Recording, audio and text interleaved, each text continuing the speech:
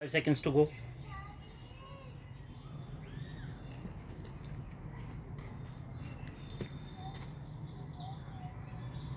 Start.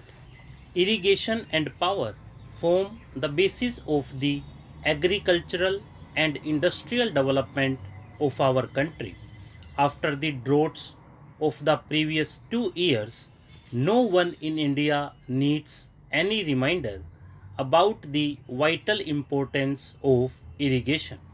There is also no doubt that electricity will always be a basic element in any formula for progress. The drought has also proved that electricity is an input for agriculture. I am glad to be here because, as engineers, scientists, and technologists, you represent the future. As citizens and administrators, we look to you to uncover our natural resources and suggest how best these might be exploited in the national interest. Technology is moving ahead in every direction, and day by day, new opportunities are opening up before all of us. What we need is the availability of large quantities of power at very low prices, which would influence changes in technology and stimulate the development of a new technology. We have vast water resources in the Indo Gangetic basin, of which I am being constantly reminded by our Minister Dr. K.L. Rao. These must naturally be tapped for irrigation. When one merely thinks of all that our institutions or a board such as yours can do, the prospects are truly exciting and open up new vistas in many areas of national life. You have already mentioned, Mr. President, the importance of electrification, and I am glad to find that some aspects of rural electrification figure on your agenda. In most of our 5 lakh villages, people are still prisoners of daylight and therefore have a short working day. At one time, we hoped that we would be able to electrify at least 1 lakh villages by 1990, which is the Gandhi centenary year. I still hope that we will somehow manage to reach this target and will continue to make rapid progress towards bringing electricity to the remaining villages. Today, we are able to build a good deal of the generating and transmission equipment which is required, but we have also to improve the economics of our power generation and transmission so as to supply cheap power to needy consumers and yet earn profits on the operations of our electricity undertakings. The development of regional grids will assist in optimizing the distribution system. This will be a great help to enrich all of us and yield better and quicker results. Only a fraction of the cultivated area is at present irrigated. You, Mr. President, have remarked that we can double the acreage under irrigation so that cropping can be extended. The amount of land available is fixed, but the pressure on the available land is steadily increasing.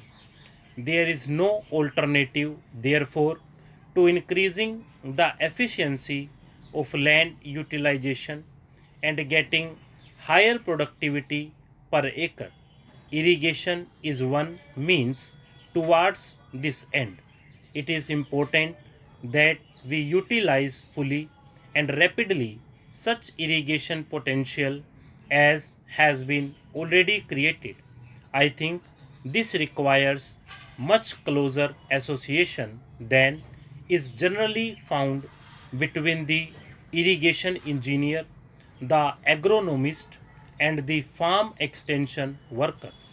Planning for the utilization of water must commence at the time an irrigation project is conceived. It cannot be left to be taken up when construction is advanced or after storage has been completed. I have been heartened to hear of the good work which has been done in the Kosi area.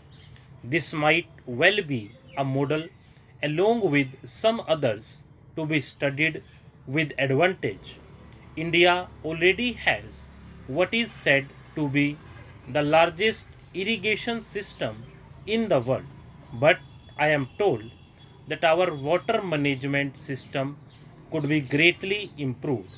Irrigation can be wasteful, and irrigation without drainage can cause damage.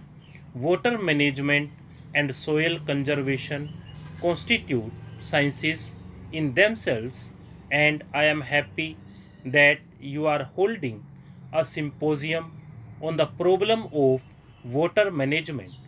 Our rivers and our groundwater are national assets which we must use to the best overall advantage.